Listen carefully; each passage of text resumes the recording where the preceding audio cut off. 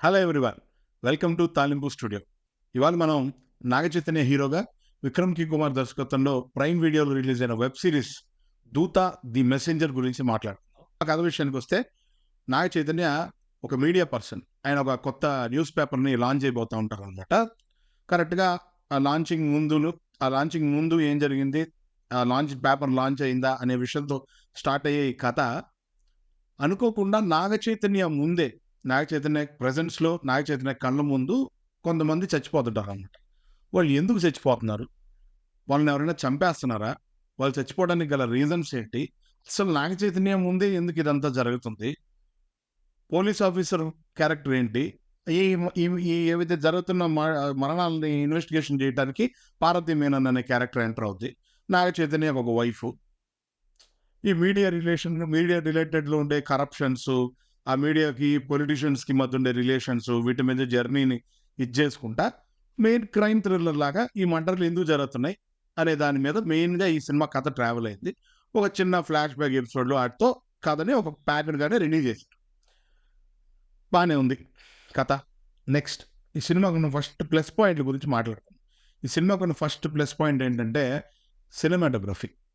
ఎందుకంటే first point అది ఎందుకు చెప్తానంటే, ఈ ఈ వెబ్ సిరీస్ మొత్తం కూడా ఒక వర్షం జరుగుతున్న ఒక తుఫాను జరుగుతూ ఉంటుంది అనమాట సిటీలో. ఈ తుఫాన్ జరిగే దాంట్లోనే ఈ కథ జరుగుతున్నట్టు ఈ వెబ్ సిరీస్ని ప్లాన్ చేస్తారు అనమాట. అదే చాలా డిఫరెంట్గా అనిపిస్తుంది మనకి, ఆ మూడ్ క్రియేట్ చేస్తుంది. అది చాలా హెల్ప్ అయింది అనమాట ఈ వెబ్ సిరీస్ కన్నా పెద్ద ప్లస్ అది. ఆ కెమెరా వర్క్, తర్వాత రెయిన్ ఎఫెక్ట్స్, దాని తర్వాత సౌండ్ ఎఫెక్ట్స్ ఓటీటీలోనే చాలా బాగా డిజైన్ చేసినట్టు అనిపించింది అనమాట. కలర్ కరెక్షను, మనందరం ఆ కూల్ మూడ్లో వెళ్తుంటాం. తుఫాన్లో స్పైన్ చిల్లింగ్ థ్రిల్లర్ చేయాలనే ప్రయత్నంలో చేసిన ఫీలింగ్ లాగా అనిపిస్తుంది. అది బాగా ఎసెప్ట్ అని చెప్పచ్చు.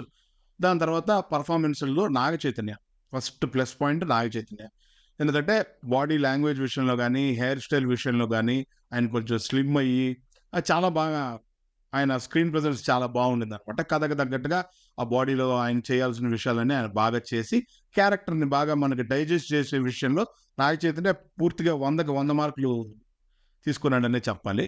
ప్రతి సీన్ ఎమోషనల్ సీన్స్ ఉన్నాయి ఆయనకి దీంట్లో. ఒక కామెడీ అనే ఆస్పెక్ట్ తప్ప ఆ సీరియస్నెస్, ఓ అండర్ ప్లే, ఒక సటిల్ యాక్షను, ఇన్వెస్టిగేషన్ సీన్స్లో లోపల ఒకటి పెట్టుకొని బయటికి తను చెప్పాల్సి వచ్చినప్పుడు తను చేసే సీన్స్ కానీ, ఇలాంటివన్నీ నాగచైతన్య చాలా బాగా చేసి సిరీస్ రన్ అవ్వడానికి ఆయన బాగా హెల్ప్ అయ్యారని చెప్పాలి. Next plus point director. ఆయన ఏం చేసిండంటే కథని 13B అని ఏందే ఒక సినిమా ఉంది.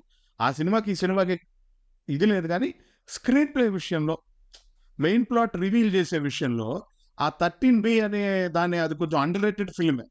దాని గురించి ఒక సపరేట్ వీడియో మాట్లాడుకోవాలి మనం. దాని ఫార్మాట్ని తీసుకొని దీని మీద చూపించడమే ఆయన ఈ కథలో చేసిన మ్యాజిక్ అని చెప్పాలన్నమాట. అది చాలా బాగా ఇదైంది.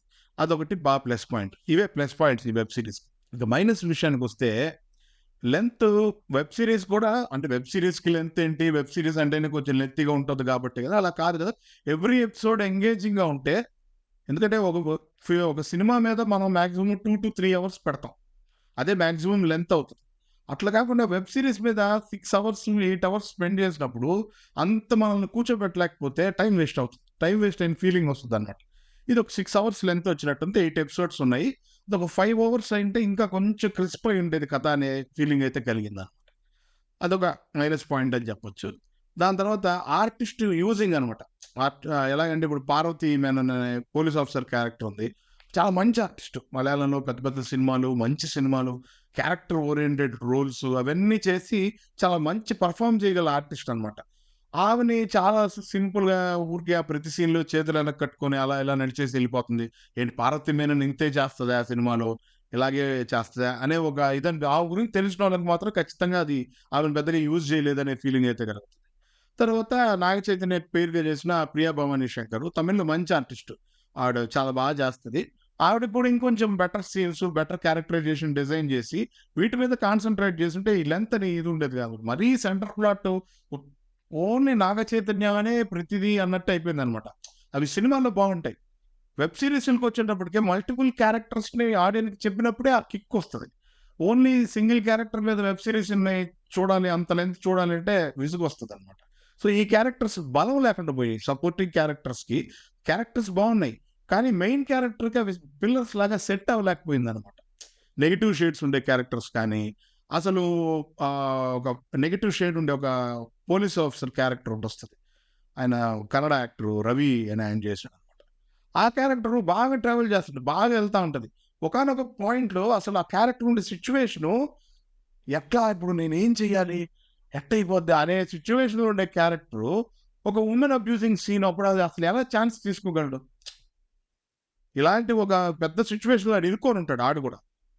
అలాంటోడు ఇన్వెస్టిగేషన్ ఒక పక్క జరుగుతుంటే, ఆడు సీరియస్‌గా ఒక వుమెన్ మీద ఏదో చేసిన సీన్ లాగా ఏదో పెట్టి, ఆడి క్యారెక్టర్‌ని క్లోజ్ చేయడానికే దాన్ని ఒక ఇది చేసి, అలాంటియన్నీ ఏంది వదిలేస్తున్నాడు వెబ్ సీరీస్‌ని ఇంటికొచ్చేటప్పటికి అనే ఫీలింగ్ కలదు. ఇది ఈ వెబ్ సీరీస్‌కున్న మెయిన్ మైనస్‌లనమాట. ఈ ప్లస్‌లు, మైనస్‌లు ఈ విషయాలన్నీ పక్కన పెడితే, వెబ్ సీరీస్‌గా వెబ్ సీరీస్‌గా 'దూత' అనే వెబ్ సీరీస్‌ని ఎందుకు చూడాలి? ఫస్ట్ థింగ్, అదర్ లాంగ్వేజెస్‌లో తర్వాత ఎక్కువగా ఇంగ్లీష్, ఫారెన్ లాంగ్వేజెస్‌లో పెద్ద పెద్ద ఆర్టిస్టులు వెబ్ సీరీస్‌లు చేస్తున్నారు. బాగుంటున్నాయి అవి. బాగా ఎంటర్‌టైనింగ్‌గా అనిపిస్తున్నాయి. అలాంటి దాంట్లోకి ఇప్పుడు రన్నింగ్‌లో ఉన్నాడు ఆయన. 'నాగ చైతన్య' అనే hero one of running main లీడ్‌లో ఉండే హీరోలో ఒక హీరో. బిజీగా ఉన్నాడు. ఆయనేమి ఔట్‌డేటెడ్ కాదు, ఏం లేదు. అయినా కూడా ఆయన ఒక ఇనిషియేటివ్‌లా తీసుకొని ఓటీటీకి కూడా సెపరేట్ ఆడియన్ ఉన్నారు. మనం చెయ్యొచ్చు అని చెప్పి ఇలాంటి ఒక కథ చెప్పొచ్చని ఆయన కథ బాగా అనిపించుంటది. ఆర్టిస్ట్‌గా కథ చెప్పడానికి చాలా గొప్పగా అనిపిస్తది కథ ఇది. కానీ చూడొచ్చు. ఎందుకు చూడాలి అంటే ఇందుకే. 'నాగ చైతన్య' తీసుకున్న ఇనిషియేటివ్ ఒక కొత్త టైప్స్ వెబ్ సీరీస్‌ని మనకి పరిచయం చేయడానికి ట్రై చేసిన 'విక్రమ్ కే కుమార్' మేకింగ్ వైస్ కూడా స్టాండర్డ్స్ చాలా బాగా సెట్ చేసి నార్త్ స్టార్ ఎంటర్‌టైన్‌మెంట్‌లో ప్రొడ్యూస్ చేశారనమాట. ఇది బాగా చేశారు. ప్రొడక్షన్ వాల్యూస్ చాలా బాగున్నాయి. ఒక 300 లీటర్సో, 3000 లీటర్సో వాటర్ యూజ్ చేశారంట మొత్తం ఈ వెబ్ సీరీస్‌కి. బడ్జెట్ పెట్టి చాలా క్వాలిటీగా మేక్ చేశారనమాట. ఆ విషయాలకి ఖచ్చితంగా చూడొచ్చు. దీని మీద పెట్టిన టైం వేస్ట్ ఏమి అవ్వదు.